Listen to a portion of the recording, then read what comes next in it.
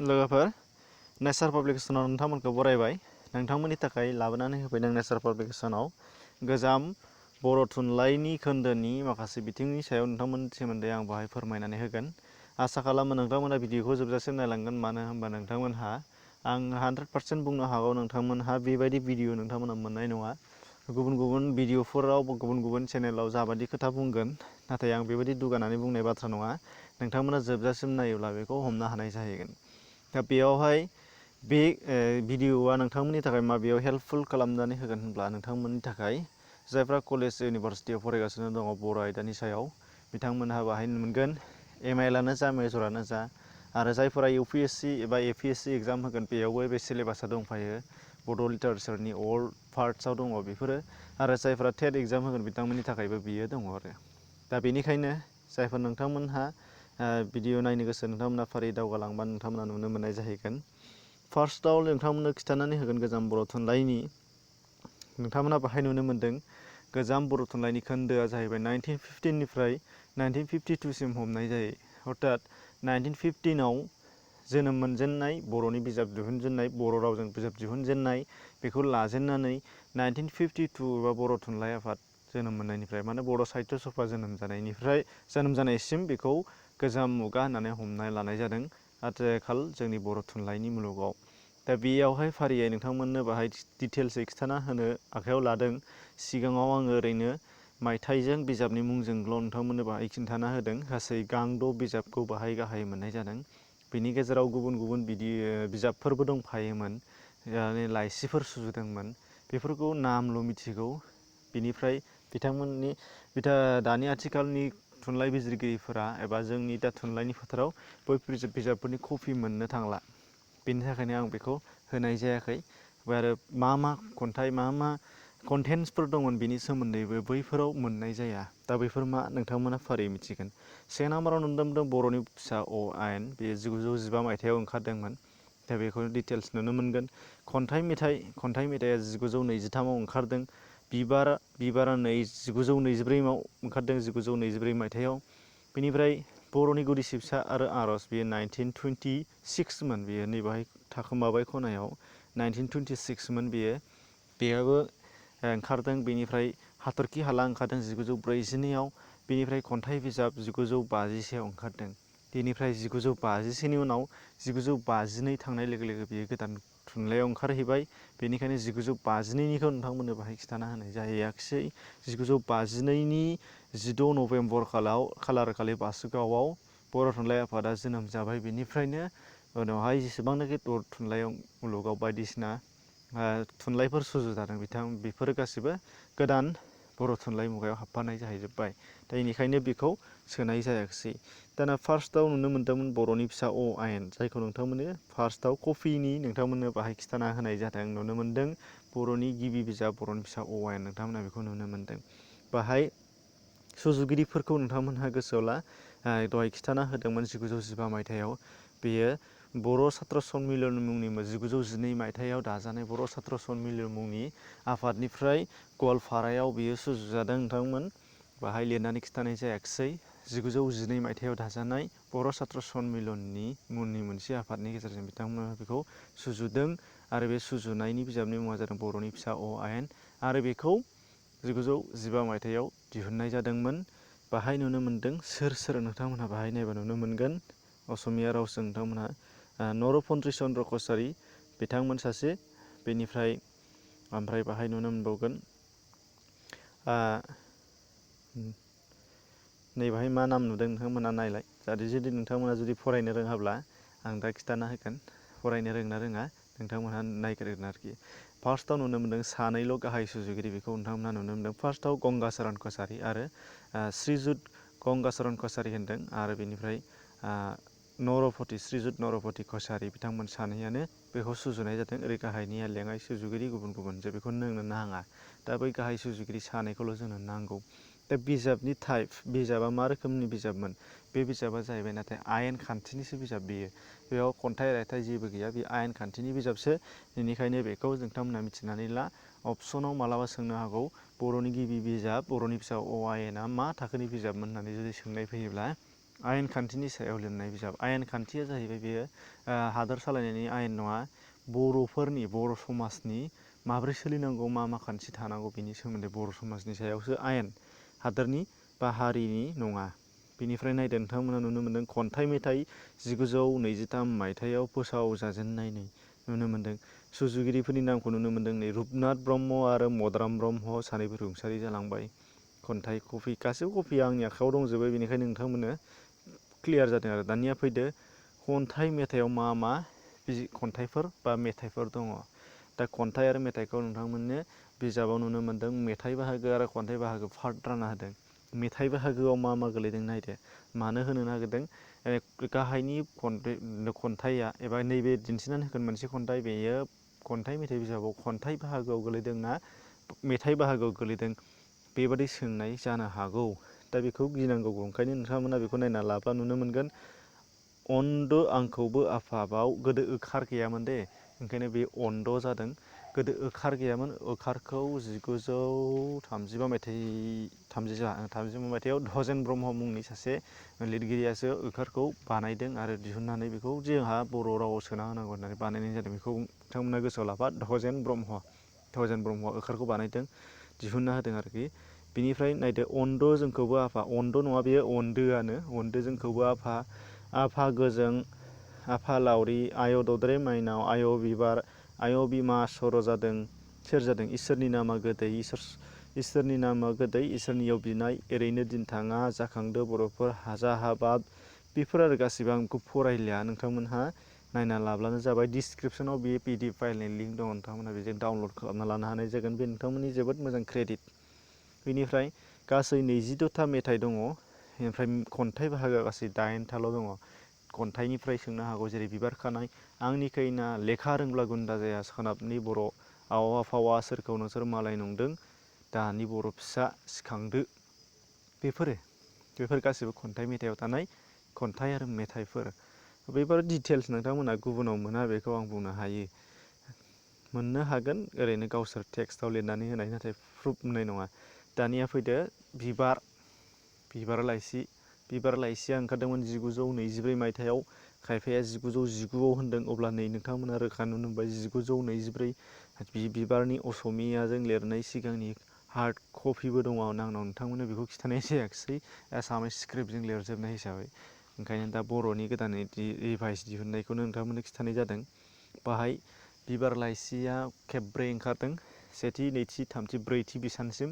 बे ब्रैथि बिसानसिमनिबो नोंथांमोना डिटेल्स बाहाय नुनो मोननाय जाहैगोन। बाहाय नुदों सेथि, नैथि, थामथि आरो ब्रैथि। ओंखायनो सोंनायबो फैयो बिबार लाइसिया माब्ला, मोनबेसे बिसानाव ओंखारदोंमोन होनबा ब्रैथि। सुजुगिरिनि नामखौ खनसे नायना ला, सतिश चन्द्र बसुमतारी। दा सतिश चन्द्र बसुमतारी बुंनाय लोगो लोगो बै समाव बिबार लाइसिनि समाव सतिश चन्द्र बसुमतारी होनबा बिथांखौ बारा सिनायामोन। मानो होनबा सतिश चन्द्र बसुमतारी बिथाङा बिबार लाइसिनि मुगायाव रन्दिनि फाग्लि मुंनि नामसो लाखोमानानै लादों। ओंखायनो नोंथांमोना बेखौ गोसोआव ला, बिबार लाइसिनि सोर सुजुगिरिखौ रन्दिनि फाग्लि मुङै मिथिनाय जायो, एबा बिबार लाइसिनि समनि बिबार मुगानि सोर लिरगिरिखौ रन्दिनि फाग्लि मुङै मिथिनाय जायो होनब्ला सतिश चन्द्र बसुमतारी। बेखौ नोंथांमोना गोसोआव ला। बेनिफ्राय नुनो मोन्दों नायखां बिलाइयाव सेथि बोसोर सेथि बिसानाव मा खन्थाइ, मा रायथाइ, मा लिरबिदां दंमोन बाहायनायबो नुनो मोनगोन। बर' रावजों लिरनायखौ बर'यैनो होदों, असमिया रावजों लिरनायखौ असमियाजोंनो होदों। बाहाय नुनो मोन्दों मा दङ, नोंथांमोनहा मोजां खेल खालामनानै ला। आरो बुंखादों नोंथांमोनहा PDF फाइल दङ, बेखौ मोनखागोन, बे PDF फाइलखौ मोनखागोनखा। ओंखायनो डाइरेक्ट नायना लाबानो जाबाय। आं गासैखौबो फरायजोबनो सानाखिसै, गोबाव लागोन, अनेक गाहायाव गोबां बिजाब दंबावो।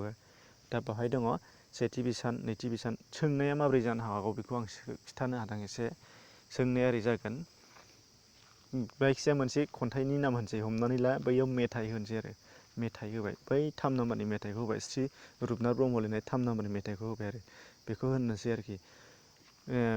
रुपनाथ ब्रह्मनि मेथाइ खन्थाइया बिबार लाइसिनि बबे बिसानाव नुजादोंमोन, नैबादि फैनो हागौ।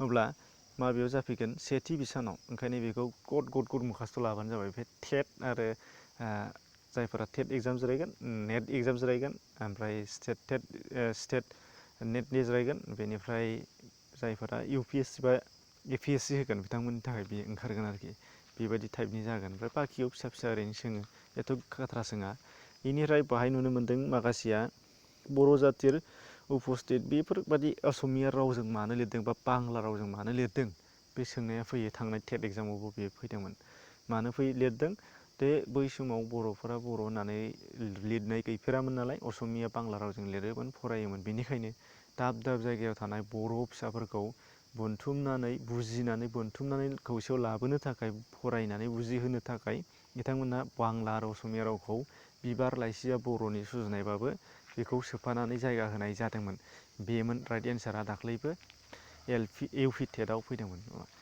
LP ना UP टेटआव फैदों बेयो दा बेबायदिनो फैनो हागौ आं मा होनदोंमोन नैबेहायनो जुतिष्ठिर हाजुकुमारि बिथांनि मेथाइ खन्थाइया 9 नाम्बारनि हमनानै ला बिबार लाइसिनि बबे बिसानाव नुजादोंमोन बेबायदिया फैखाथारगोन नाय नोंथांमोना दाना नैथि बोसोराव गासै 13था ओंखारदों सेथि बिसानाव 10 नैथि बिसानाव 13था लिरबिदां बेनिफ्राय थामथि बिसानाव नाय नोंथांमोना नुनो मोनगोन थामथि बिसानाव 9था थामथि बिसानाव 9था आरो बेनिफ्राय ब्रैथि बिसानाव 9था गासै बेफोरनो बिबार लाइसियाव नुजालांनाय खन्थाइफोर बा लिरबिदांफोर खन्थाइल' नङा नेक्स्टआव फैदो दाने बर'नि गुदि सिबसा आरो आर'ज क्रन'लजि बानायनानै होनाय जादों मायथाइया फारियै जाबोगासिनो दङ दा 1926आव नुजानाय बर'नि गुदि सिबसा आरो आर'ज लिरदों बिथां रुंसारि मदाराम ब्रह्म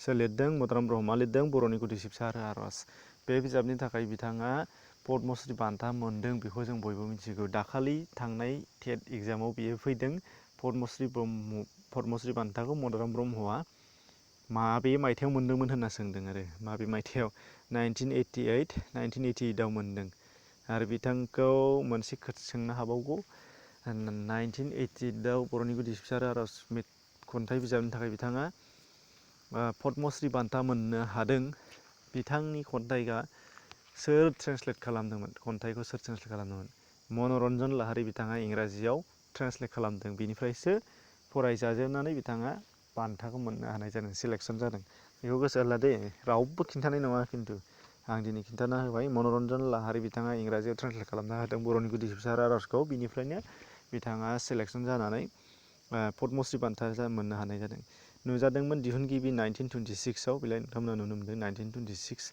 दानिया बेवहाय गोबां मेथाइ माने आर'ज मेथाइफोर दङ बिनिफ्राय सिबसा फार्स्टआव नोंथांमोननो बे बिजाबखौ नायोबा नुनो मोनगोन बिजाबा एभेलेबेल दङ मार्केटआव नोंथांमोना बायजोबबानो जायो गासिखौबो दानि दिनाव मोनजोबसै ओमफ्राय सिबसा आरो आर'ज मोननै बाहागोआव रानदों खन्थाइखौ बेबो सोंनो हागौ बर'नि गुदि सिबसा आरो आर'ज खन्थाइखौ मदाराम ब्रह्मआ मोननै बाहागोआव रानदों बिनि मोनसेया जादों सिबसा गुबुना माबि होननानै गाहायाव अपसन होनो हागौ होमबा बे आर'ज बाहागोआव लिरदों बेनिफ्राय सिबसा खोन्दोआव गासै दोंथाम सिबसा मेथाइ दङ ओमफ्राय आर'ज खोन्दोआव गासै 23था आर'ज मेथाइ दङ बेखौ गोसोआव ला आरो बेबादि सोंगोन बेनिफ्राय सिबसा खोन्दोनि दोंथामखौ लानानै नोंथांमोनहाबो सोंनो हागौ बेखौ नोंथांमोना बिजाबाव नायबानो जाबाय दङ आंनाव दंनायालाय गासिबोथ' बुरजा नामफोरखौ आं लिस्ट खालामनो हास्लाबाखिसै गोबाव जागोन जोबोद गोलाव जागोन नेक्स्टआव फैदों हाथरखि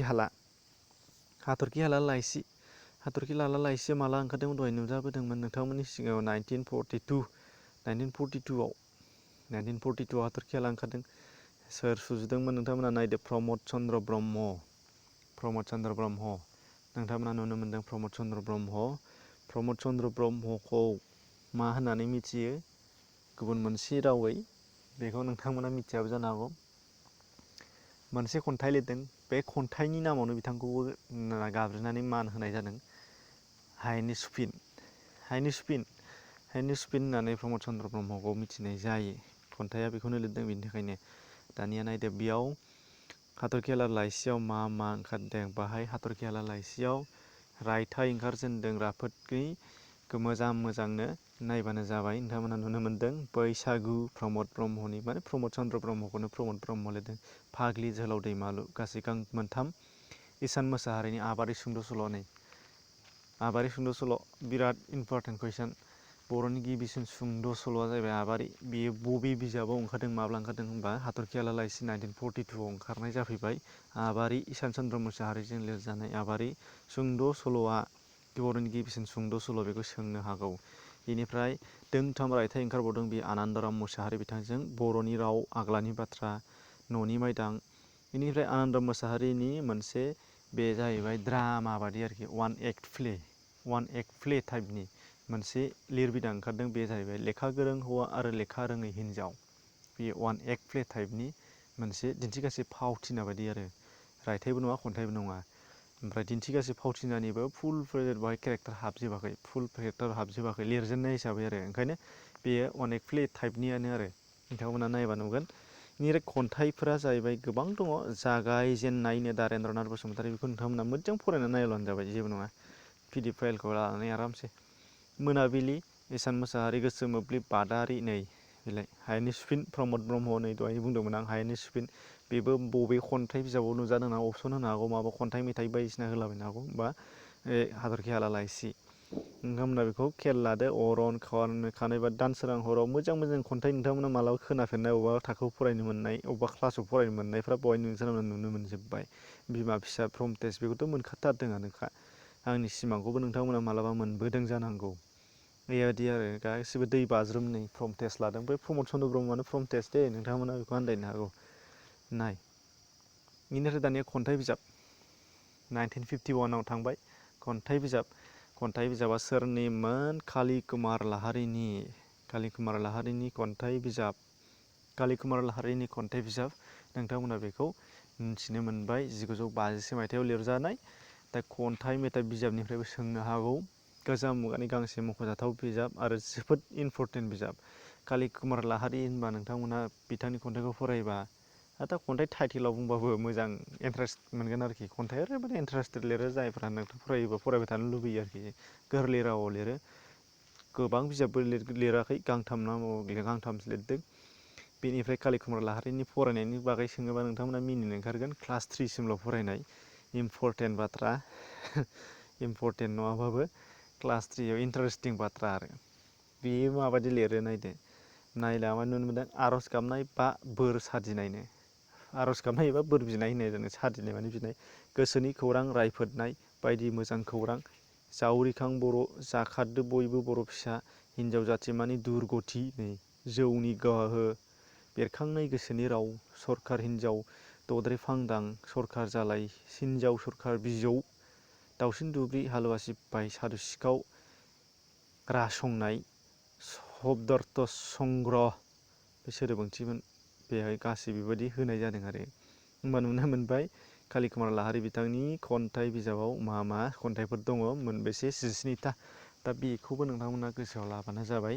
100% नोंथांमोना आं जेसेबांदि भिडिअ बानायदों बेनिफ्राय 2 नङाबा 3 मार्कसआ मोनफ्रोम कम्पिटिटिभ एग्जामाव मोनगोनखा। कलेज लेभेल इउनिभारसिटि लेभेलनाथ' बेफोरनोखा सिलेबासानो।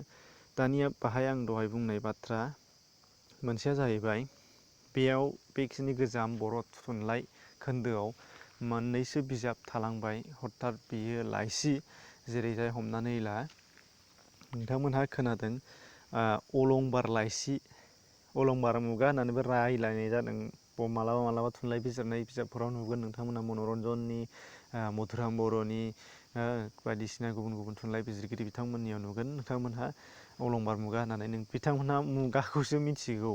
अलंबार लाइसि सुजुगिरि प्रमद चन्द्र ब्रह्मना मिथिगौ नाथाय अलंबार लाइसिनि कपि गैया जोङो मोनफिनाखिसै आरो अलंबार लाइसिनि एक्जाक्ट दिहुननाय माबे खन्थाइ दंमोन मा रायथाइ दंमोन जेबो बेनि जोंनाव फोरमान गैला। ओंखायनो बेखिनि आं दा नोंथांमोननो श' खालामनाय बेल'।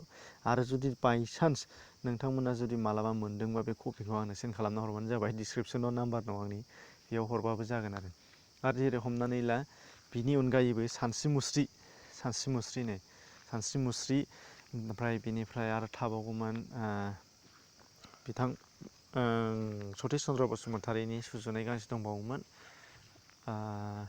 गोसोआव फैथारासै बुङिखाय बेखौबो मोना आरोखि कपि गैया। कपि गैया मालाय जों प्रुफआनो गैला आरोखि खालि लिरदोंमोन होननानै जों खोनानायजोंनो बा सिगांनि मानसिफ्रा मिथिनायजोंनो बेखौ लिरनानै दोननायाव उमुक सुजुनायमोन होननाय बेयो फैगासिनो दङ नाथाय गैया आरोखि जेरै अलंबार लाइसि बेबायदि जानानै दङ आरो ओंखायनो बिथांमोननि सोमोन्दै कपि गैया ओंखायनो एगजामाव बिनि सोमोन्दै होखाया जाय एगजामिनार बेबो मोनखायाखै आंनि मिथिनायाव आरोखि आरो जुदि मोनफ्लांबायदोंबा आं दहाय बुंखादों आंनो सेन्ड खालामनानै हर बेनि सोमोन्दै नोंथांमोनखौ हाजासे साबायखर बावनाय थागोन।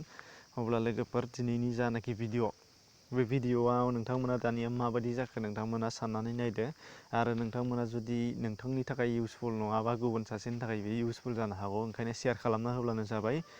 चेनेलाव गोदानै फैदोंबा साबस्क्राइब खालाम नटिफिकेसन बेल थुनानै ला हाजासे गोजोननाय थागोन एसेनोसै गोजोन्थों।